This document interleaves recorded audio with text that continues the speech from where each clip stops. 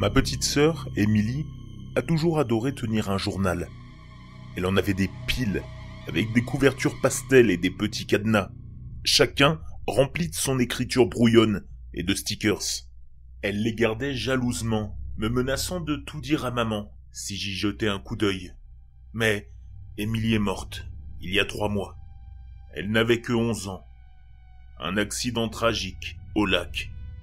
Elle est tombée, elle s'est cognée la tête sur un rocher et s'est noyée avant que quiconque ne puisse la sauver.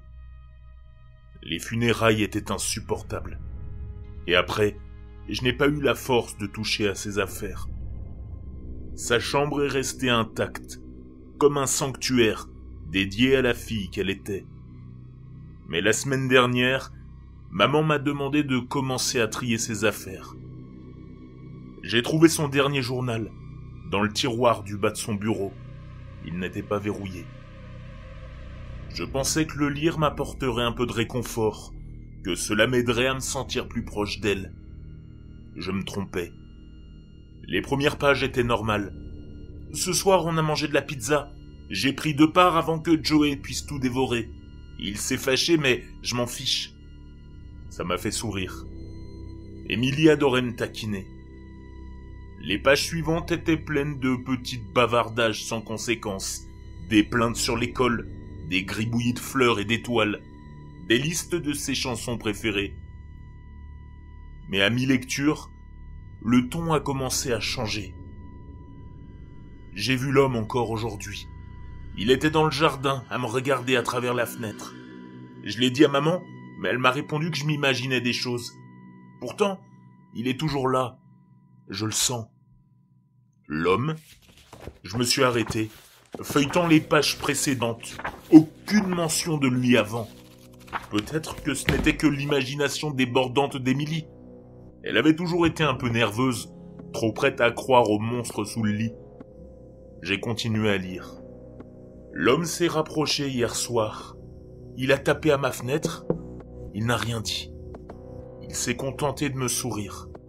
Ses dents sont énormes. Je voulais crier, mais j'étais trop effrayé. Un frisson m'a parcouru. L'écriture d'Émilie devenait de plus en plus désordonnée à chaque entrée dans le journal. Ses mots, plus paniqués. Maintenant, il entre dans la maison. Il se tient au pied de mon lit pendant que je fais semblant de dormir. Il murmure mon nom. Il dit qu'il attend. Attendre quoi? Je suis passé aux dernières pages, le cœur battant. Joey ne le voit pas. Personne ne le voit. Il m'a dit de ne pas en parler. Il dit qu'il ne me croirait pas de toute façon. Il dit que je lui appartiens, maintenant.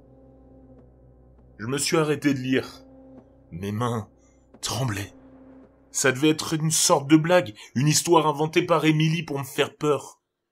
Mais la manière dont elle décrivait tout ça, la peur dans ses mots, ça semblait réel. Trop réel. Cette nuit-là, je n'arrivais pas à arrêter de penser au journal. Je n'arrivais pas à me débarrasser de l'image d'Émilie, allongée dans son lit, trop terrifiée pour crier, tandis qu'un étranger se tenait là, au-dessus d'elle. J'ai à peine dormi. Quand j'ai fini par m'endormir, j'ai rêvé d'elle. Elle se tenait au bord du lac, me fixant avec de grands yeux écarquillés et immobiles.